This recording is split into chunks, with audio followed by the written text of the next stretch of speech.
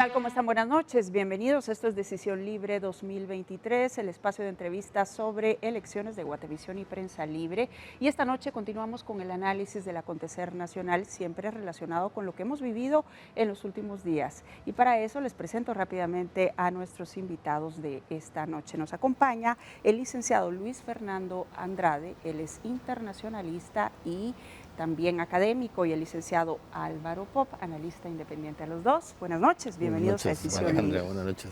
Vamos rápidamente a los temas que han llamado la atención en los últimos días. Después de esta serie de recursos legales y lo que hemos visto sobre el proceso electoral, se han dado una serie de reacciones de sectores nacionales e internacionales sobre el estado de la democracia en el país. Entonces yo quiero preguntarles a ustedes, ¿cuál es precisamente el estado de la democracia hoy día en Guatemala?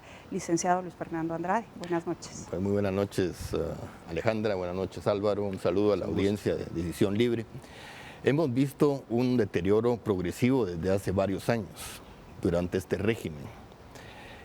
La democracia ha ido perdiendo su sentido original. Del año 84 para acá, ha habido ya una pérdida del rumbo de lo que significa una auténtica democracia. El régimen actual ha utilizado la institucionalidad democrática para concentrar poder, y esto ha sido progresivo. Lo que estamos viendo en estos días, últimos días, ha sido, ¿qué le diría yo?, un desenlace de la realidad que ha puesto al descubierto, o se han quitado la máscara del nivel de impunidad y de manejo del sistema democrático. La diferencia es que ya hubo una votación, y esa votación fue en contra de los planes. Ellos han venido planificando la manipulación del proceso electoral, pero la elección de primera vuelta, donde surge en los últimos días la popularidad de Bernardo Arévalo y del partido Semilla, sorprende a propios y ajenos, hasta los mismos miembros del partido Semilla y quienes manejan el sistema democrático, entre comillas, se ven ante una nueva realidad: el voto de las juventudes, el voto nulo, el voto en blanco. Entonces estamos en una crisis que ha sido progresiva, pero se agudiza por estas decisiones jurídicas que le dan una sensación de incertidumbre política. Licenciado Álvaro Pop, según usted, ¿cuál es el estado de esa crisis hoy día? Bueno, yo creo que hay que rescatar los análisis que se han hecho sobre la democracia en el mundo. Y hay un modelo, el modelo híbrido, que es el que no es democracia, pero tampoco es autoritarismo. Y todos los estudios coinciden que Guatemala está en este momento en esa situación.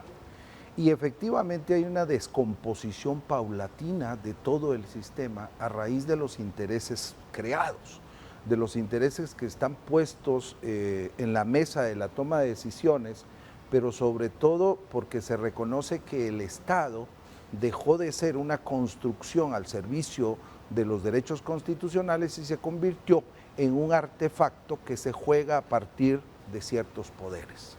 La democracia es el momento, es el espacio, es el escenario en donde hay una independencia de los poderes económicos y de los poderes militares. En la medida en que ese espacio tiene la capacidad de operar tranquilamente en beneficio de mandatos constitucionales, tenemos una democracia. Cuando los poderes económicos influyen más de lo debido o cuando los poderes militares lo hacen, tenemos un desequilibrio, y eso es lo que está pasando en Guatemala. En el fondo tenemos que tener una ciudadanía capaz de mantener esos equilibrios, pero ese es el otro problema, no tenemos ciudadanía. Estamos hablando de 18 millones de gentes, de los cuales 9.3 están empadronados, de los cuales 5.5 fue a votar, que es el 60.3%, 60.3%.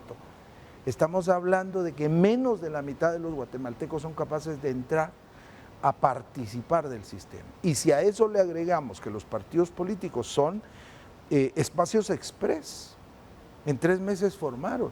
¿Dónde está la ideología? ¿Dónde está la construcción del liderazgo? ¿Dónde está el debate político? Las agendas, ¿de dónde vienen? De la ocurrencia. Según usted, de ¿dónde los estaría en gentes. este momento? A mí me parece que la democracia.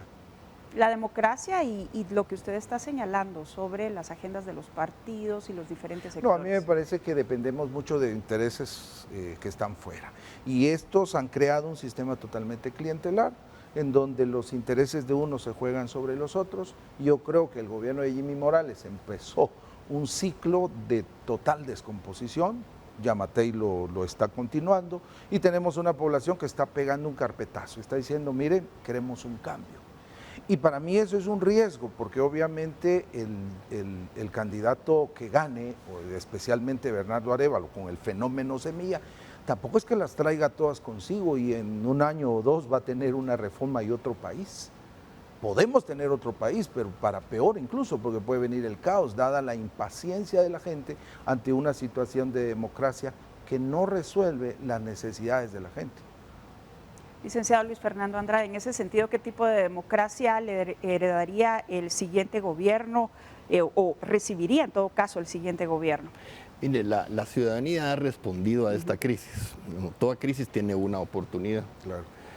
Y son procesos de cambio. En 2015 se vivió un fenómeno, el ciudadano sin sesgo ideológico, en contra de un sistema ya corrupto, profundamente corrupto. Pero se dio este periodo post 2015 y vuelve a renacer. Y eso es una percepción que se tiene, que la ciudadanía está muy descontenta con el sistema. Y ahí el voto nulo, el voto en blanco y el abstencionismo. Entonces lo que se está dando ahorita en los últimos días al entrar el partido Semilla es que ha captado esa simpatía de un ciudadano joven y la reacción, la victimización, porque están victimizando al movimiento Semilla con los recursos legales, la institucionalidad democrática, la Corte de Constitucionalidad, de alguna forma la Corte Suprema de Justicia, la Fiscalía de la FESI, todos se han de alguna forma conspirado a la luz de ese resultado electoral y han puesto a Semilla en una situación jurídica precaria. Y no sabemos qué va a pasar en los próximos días, en las próximas semanas. La campaña ya arrancó para la segunda vuelta y es un fenómeno ver la reacción en el interior de la República del candidato de Semilla.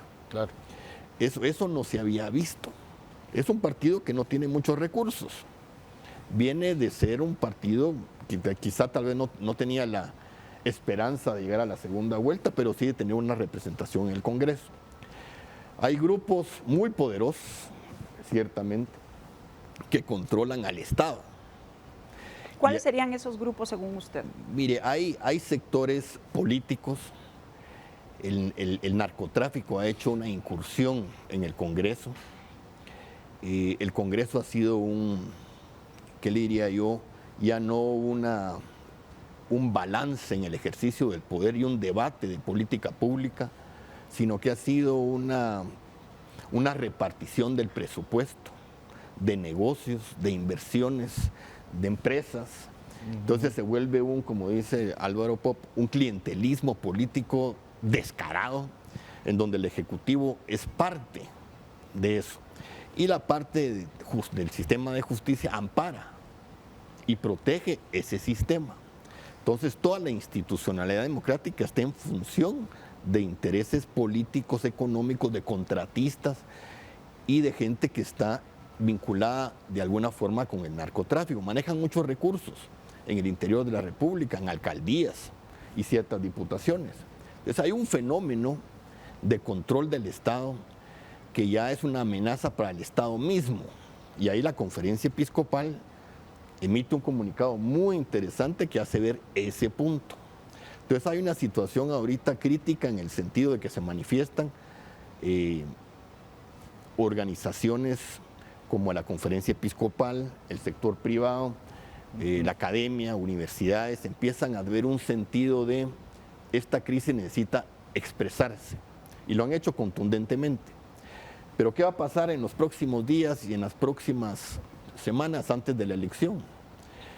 Yo soy del criterio de que el gobierno, el régimen, porque aquí cuando hablo del régimen es todos los factores que convergen en un sistema corrupto, que busca la impunidad y donde la fiscal general, este es un punto muy importante, la fiscal general y el fiscal de la FESI están haciendo un trabajo para desestabilizar el proceso electoral y se está generando una sensación de caos jurídico.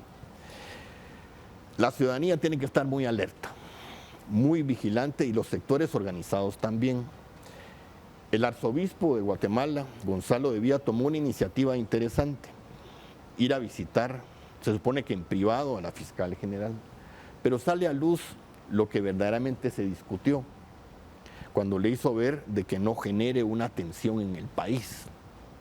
Pero la versión de la fiscal era otra. Entonces, él quería tender puentes, como él lo explicó. Aquí hay que tender puentes entre los sectores que quieren rescatar la democracia, que tienen que permitirse que haya una segunda elección, una segunda vuelta, legítima, transparente, sin interferencia, ni subterfugios. Hay una comunidad internacional que está muy consciente, además de la parte nacional interna, de que se han pronunciado como en muchos años. Guatemala no había estado en un banquillo, en el banquillo de los acusados, y sin espacios políticos internacionales. La OEA va el día miércoles 19, va a haber un informe de la observación electoral. Y estoy casi seguro que va a haber una crítica unánime. O sea, para usted el miércoles es un día clave, entonces. Porque la OEA ahí va a recibir los informes, que no solo del proceso electoral del día 25, sino que lo que está pasando en los últimos días. Sí. En ese sentido, licenciado Álvaro Pop, ¿cómo ve usted la posición de los diferentes sectores que hemos visto en los últimos días? Bueno, yo empezaría reconociendo de preocupación, hay muchísima preocupación. Obviamente todo el tema de la incertidumbre, hacia dónde, por qué, cómo, sobre todo porque no tenemos totalmente claro de dónde viene la posición de los diferentes, cuánto consiguieron los diferentes partidos. Tenemos un mapa en el cual pareciera que todo el voto rural está inclinado hacia un lado y el voto urbano hacia otro. Y eso ha sido, digamos, una tendencia. El voto urbano define mucho. La pregunta es, ahora, ¿esto también va a ser así? ¿Va a ser determinante eso? Todas las posiciones de interés por una transformación, ¿cómo se van a canalizar? Especialmente porque yo creo que esto no se termina en la segunda vuelta. Yo creo que si Bernardo gana la segunda vuelta, vienen más ataques, viene toda una serie de cuestionamientos, no se van a quedar conformes. Yo creo que estamos ante una situación compleja, porque en principio pareciera que no pasa nada, es decir, la población tampoco es que se ha volcado totalmente.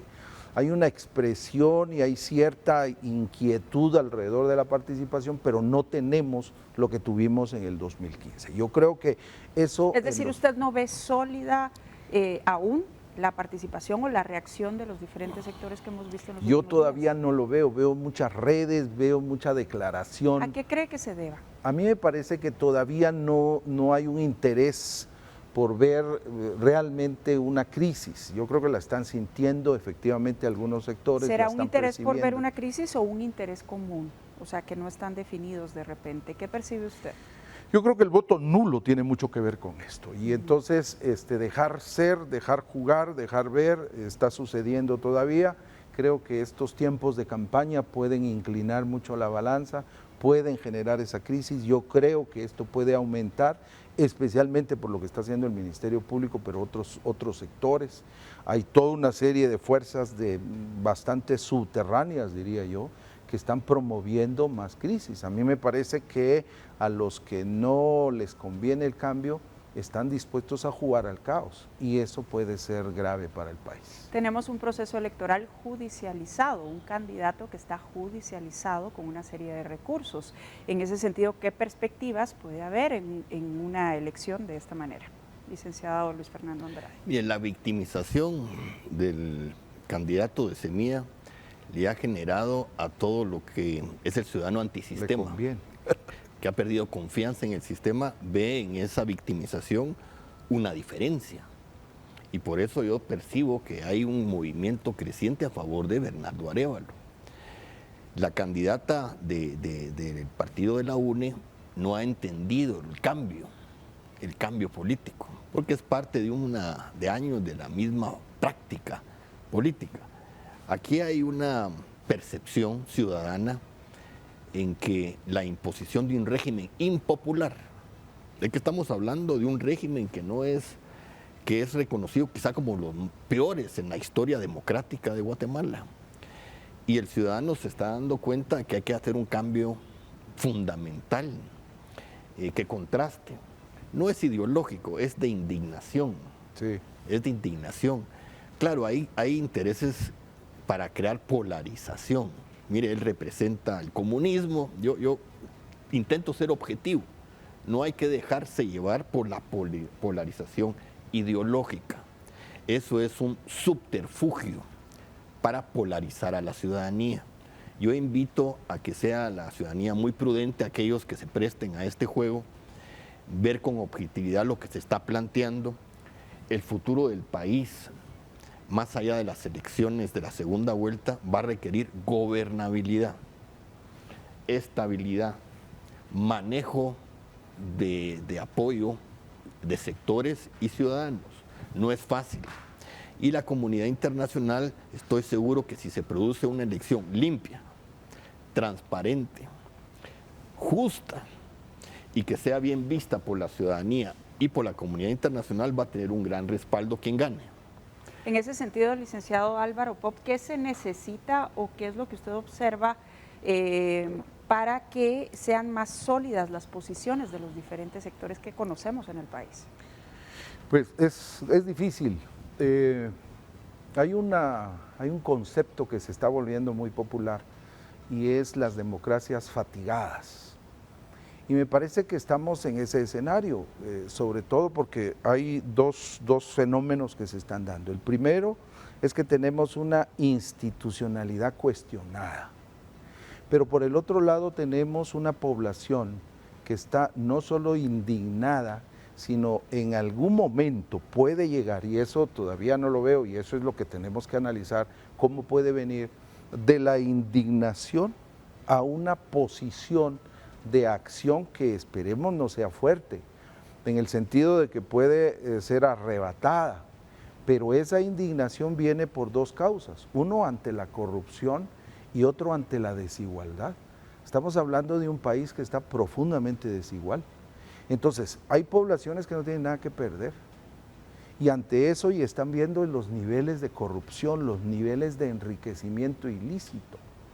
Entonces, si tenemos una institucionalidad que no es capaz de mantener su legitimidad, que está seriamente cuestionada y cuestionada por lo que está haciendo, y por el otro lado tenemos esa indignación y esa posición por todo lo que se está viendo, estamos ante posibilidades de muchas cosas.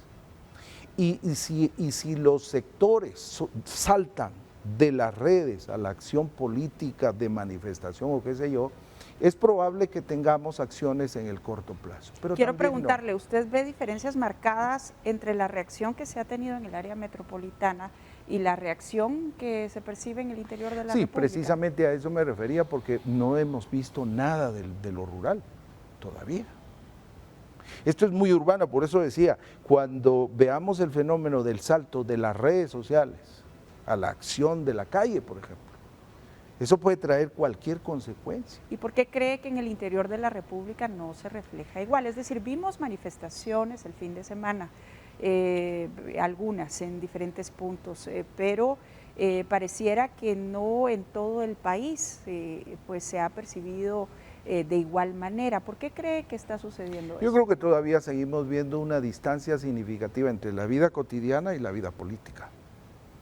Entonces, la gente sigue bajo la lógica, si no trabajo, no como. Y en consecuencia, todo el sistema político tiene su rumbo, tiene su propio proceso y la vida cotidiana de la gente también. En la medida en que la crisis aumenta, empiezan a acercarse estas percepciones, la percepción de la acción política con la vida cotidiana de la gente. Y eso dejará de ser solo urbano y se convertirá en consecuencia en una acción que esperemos se dé sobre todo después de que tengamos la presidencia, la toma de posesión de la presidencia. Porque entonces lo que Bernardo ha dicho, que quiere tener diálogo, se puede canalizar ahí. Si no, vamos a volver a todos los diálogos que todos los presidentes han tenido. Y en ese sentido, ¿cómo ve, usted menciona al candidato Bernardo Arévalo, pero cómo ve la posición de la candidata Sandra Torres? Yo creo que es más de diálogos que ya se están consolidando con estructuras que tienen intereses de los que hemos hablado, los intereses creados. Estamos hablando de temas de corrupción. Yo creo que se reconoce públicamente que los partidos que participaron de la toma de decisiones estos 8 años tienen una vinculación real. Su movimiento de planteamiento político juega mucho a esos intereses. Y entonces la percepción que se tiene, que acomoda a muchos, acomoda sobre todo a grupos que tienen un interés puesto en el Estado, desde cuestiones familiares, desde cuestiones salariales, desde cuestiones empresariales. Estamos hablando de que no está sola. Y la pregunta que nos hacemos es también el tema de Bernardo, cuánta soledad tiene o cuánto apoyo de estos grupos, porque me parece que estamos acostumbrados a que las negociaciones entre los grandes sectores de poder también existen. ¿Qué está sucediendo todos estos días? ¿Qué negociaciones se están dando? Porque estamos hablando del poder del Estado, y el poder del Estado trasciende el poder del gobierno. Estamos hablando de grandes capitales. Entonces, a mí me parece que lo que tenemos que reconocer son estos juegos sociales, pero también los juegos que pueden estar más invisibles, los grandes juegos de poder. Bien, momento de la primera pausa en Decisión Libre, ya volvemos. Gracias por su sintonía. Gracias por continuar con nosotros. Esto es Decisión Libre 2023. Hoy estamos hablando de las diferentes reacciones que se han generado tanto a nivel nacional como internacional sobre el estado de la democracia en el país. Licenciado Luis Fernando Andrade, usted nos decía en el bloque anterior que el miércoles es un día clave en la Organización de Estados Americanos, y a propósito de eso, en la última semana observamos una serie de reacciones a nivel internacional que incluso llegaron hasta este fin de semana con una carta de idea en la que 20 expresidentes firman haciendo un llamado al respeto de la democracia. ¿Qué opinión le merecen esas acciones? Mire, yo veo con bienvenida esa posición contundente de exmandatarios, exjefes de Estado, conservadores, de partidos de derecha. Y hay que subrayar eso, por cierto. De América Latina, y aquí el sector privado y la derecha admiran al expresidente Álvaro Uribe, el expresidente Duque de Colombia, de España. Está José Aznar y Mario Rajoy de España, Macri de Argentina, Calderón de México, en fin, mandatarios que en algún momento se identificarían con el régimen de derecha, autodenominado de derecha, de este gobierno, porque ha sido una, ¿cómo le diría yo?, un desgaste de la derecha guatemalteca, haberse acercado mucho al gobierno de Yamatei. Aquí la derecha tiene que poner las barbas en remojo. Aquí se agotó todo un modelo de partidos tradicionales de derecha. Tienen que reinventarse, tienen que replantear sus posiciones políticas, ser muy firmes con la lucha contra la corrupción, y han sido de alguna forma copartícipes en cierta medida y han permisibles, digamos, con muchos de los desmanes de este régimen y de la consolidación de este autoritarismo y de la manipulación del proceso electoral. Y los resultados en las elecciones lo han demostrado. El tema internacional es muy importante que lo haya tocado porque son ex jefes de Estado de derecha. En el tema de la OEA, que usted me preguntaba, también va a estar Guatemala en el banquillo de los acusados. Esto no se da desde el tiempo del régimen de Romeo Lucas, del general Romeo Lucas García. Había un aislamiento internacional. Estamos en un punto en que la comunidad internacional ve en Guatemala la pérdida de la democracia Y ese informe y esos comentarios donde van a participar los países, los representantes de los países, que va a decir los Estados Unidos, que va a decir Canadá, que va a decir México, Centroamérica, América del Sur, el Caribe. El presidente Yamatei fue varias veces a la OEA, instrumentalizó la OEA en la crisis de diciembre del 2020, cuando hubo una supuesta conspiración y hubo unas manifestaciones que las intervinieron. Y en ese sentido, licenciado Luis Fernando Andrade, explíquenos cuáles pueden ser las consecuencias para un país de darse pronunciamientos unificados de parte de los diferentes representantes de la Organización de Estados Americanos en cuanto a una situación difícil de crisis como la que estamos viviendo en Guatemala. Mire, la imagen de falta de certeza jurídica, de falta de democracia, que en el fondo son regímenes de corruptos. Aquí los Estados Unidos han puesto en la lista Engel a la fiscal general, al fiscal Curruchiche, al secretario de la Pineda de la Fiscalía, desde hace varios años. No hemos sido invitados en cumbres de la democracia. Aquí tienen que entender, particularmente el sector privado, y que yo tengo un gran aprecio y reconozco la necesidad de la empresarialidad de Guatemala y de la inversión que hacen los empresarios. Pero sí hay que ser muy claros de que todo ese proyecto que han venido promocionando de Guatemala no se detiene. Yo les hago ver con el debido objetividad.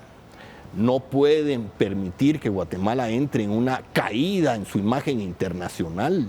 Un país paria, aquí no van a venir inversiones. ¿Qué certeza jurídica? Yo quiero que despierten a una realidad. Ya el régimen saliente, porque este tiene que salir y tiene que haber presión de los sectores locales, nacionales, no solo de pronunciarse como hicieron hace unos días, tiene que consolidarse, como usted bien dice, esa posición. No puede haber ambivalencia por razones de judicialización de la política. Si no lo hacen, vamos a caer en una espiral de aislamiento internacional, de poca certeza a nivel internacional, y lo vamos a pagar muy caro.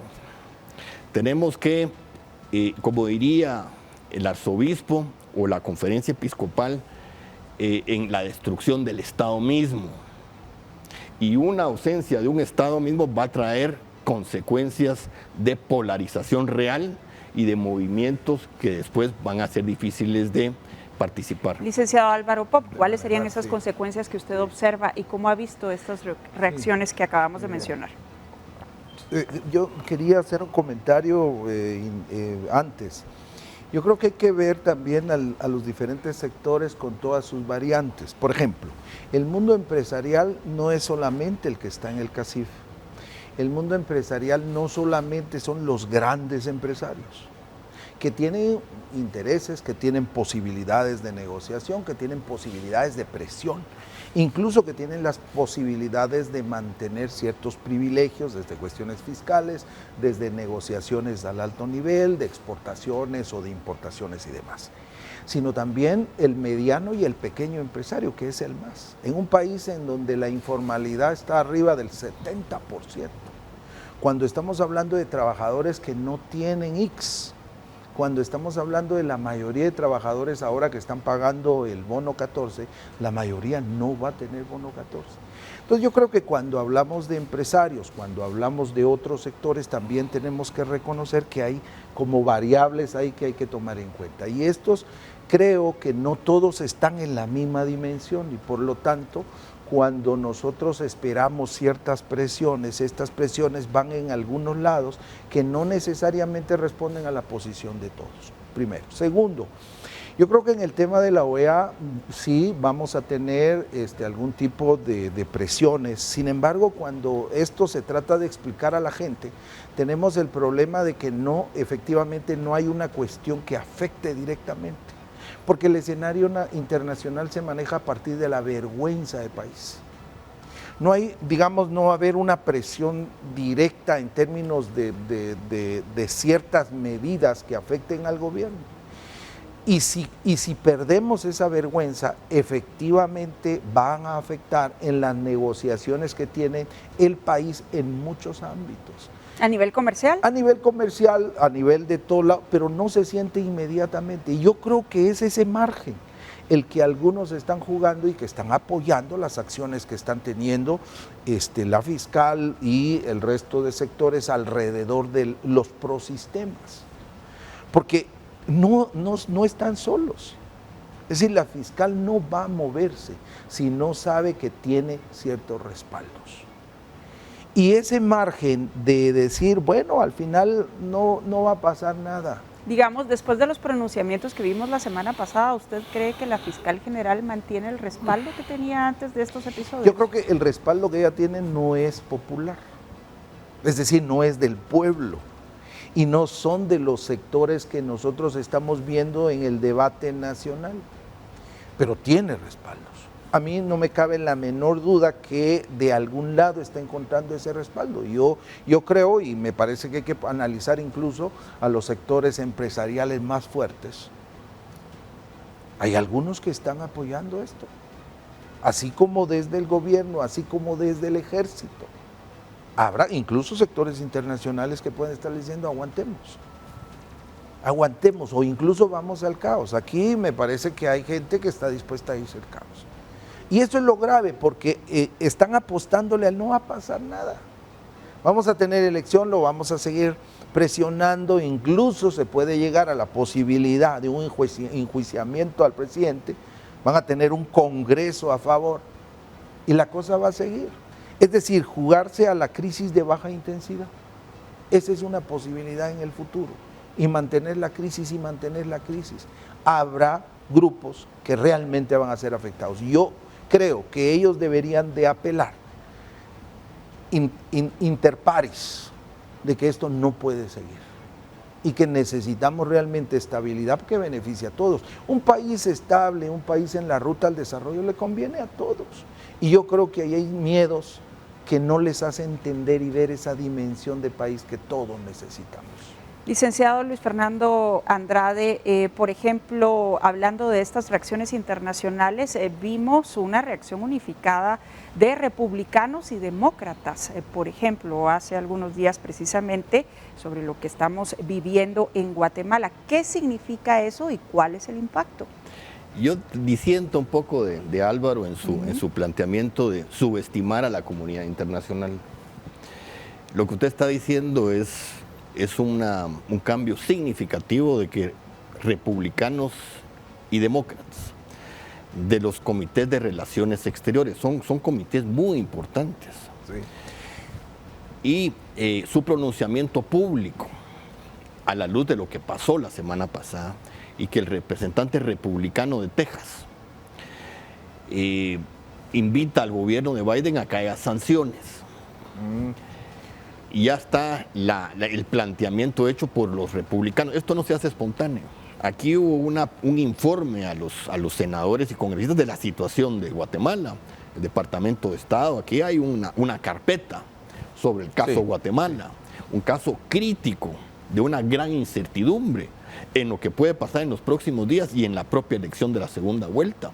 Esto ya es una amenaza a la seguridad nacional de Estados Unidos, un caos.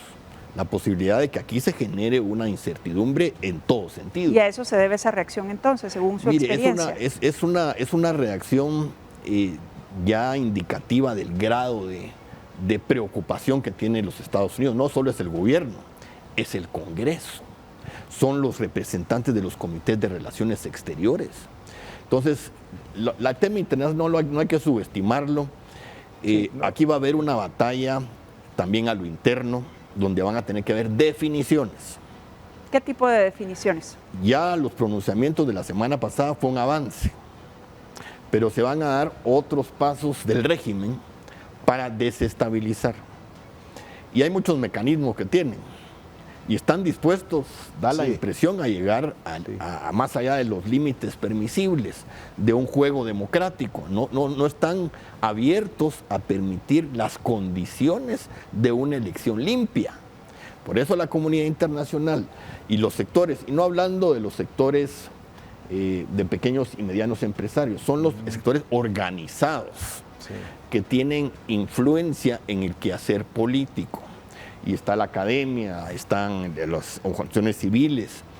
En el campo de la institucionalidad del Estado, es muy importante que los responsables de la seguridad y la defensa nacional respondan a las leyes que les corresponden, que no vaya a haber ninguna tentación de alterar el proceso electoral siguiendo instrucciones ilegales, que no vaya a haber provocaciones de violencia, que recurran a un estado de sitio en un momento dado, si se da una confrontación o provocan una confrontación. ¿Por qué el presidente no sale a dar una declaración y con firmeza? Eso de sacar comunicados, se está escondiendo. ¿Qué está pasando? En esto hay que ser categórico. ¿Dónde están los partidos políticos defendiendo la democracia? ¿Qué está pasando? ¿Qué cree usted que está pasando? ¿Habrá miedo de algún lado y simplemente otros intereses del otro lado? Pues mire, lo que se está poniendo en evidencia es la intención de trasladar al candidato de Vamos a una posición a la que está hoy Semilla. Pero eso no es posible legalmente. Pero pareciera ser que quieren desestabilizar al partido y al candidato de Semilla. No podemos descartar cualquier escenario. Entonces hay que tener conciencia de la crisis en la que estamos.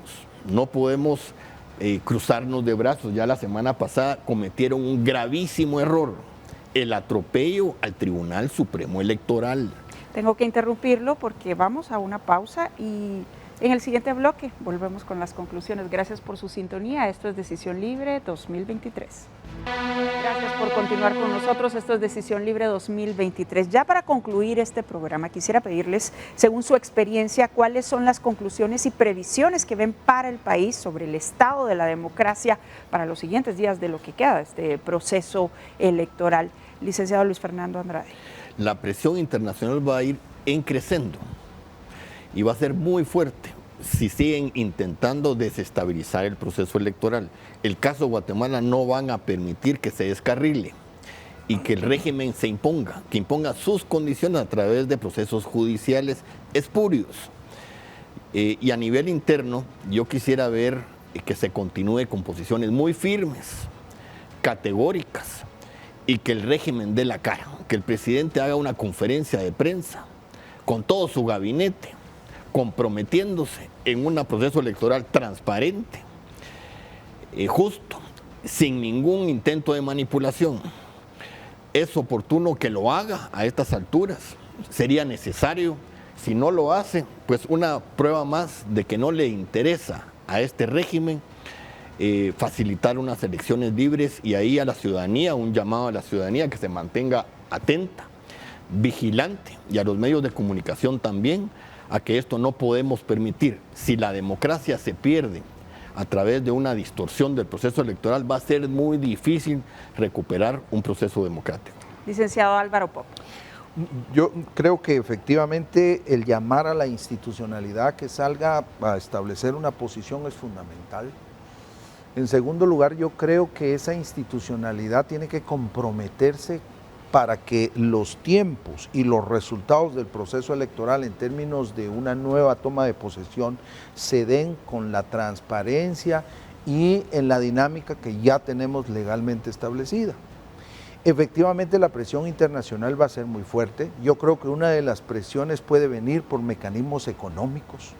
El comercio que tenemos con los Estados Unidos es muy fuerte y las remesas, por ejemplo, todo el asunto del sistema financiero internacional afortunadamente no ha metido afortunadamente en términos de la capacidad que se tiene de recibir 18 mil millones de dólares todo el tiempo, todos los años, perdón. Si eso pasa, vamos a ser afectados todos, pero sobre todo la economía en términos de los grandes empresarios. Entonces yo creo que el cuidar este ejercicio es fundamental. No tenemos idea de quiénes son todos los poderes fácticos que están jugando, por eso el llamado es a esa institucionalidad, a que realmente detenga cualquier intento de inestabilidad, porque como hemos dicho, estamos hablando de 2 elefantes, de 3 elefantes metidos en la cristalería. De lo que puede salir aquí no tenemos precedente. Incluso más cercano o más lejano a Serrano Elías no lo sabemos. Y yo creo que lo que sucedió con el golpe, con el serranazo, no se acerca porque ahí como que todos entraron a establecerlo todo bajo control. incluyendo las modalidades equivocadas que ya empezaban a descomponer la democracia. Entonces, un llamado a esa institucionalidad, totalmente de acuerdo, el tema del presidente, el tema del Congreso, en términos de la defensa de la democracia es fundamental. El tema de la Asociación Nacional de Municipalidades en términos de defender también la democracia es fundamental. Pero todos los sectores irán saliendo, irán estableciendo una posición y esperemos que efectivamente eso sea suficiente, más la presión internacional que ya efectivamente está sobre la mesa y mantenga la estabilidad y tengamos resultados positivos de cara al 14 de enero. Bien, pues muchas gracias por habernos acompañado esta noche en Decisión Libre 2023. Nos acompañó el licenciado Luis Fernando Andrade y también el licenciado Álvaro Popa. A ustedes, muchas gracias por su sintonía y recuerden que hay una repetición de este programa mañana a las 15 horas por Guatevisión y también en nuestras diferentes plataformas, tanto de Guatevisión como de Prensa Libre. Así que buenas noches, gracias por acompañarnos y gracias a la audiencia. Buenas noches, que descansen.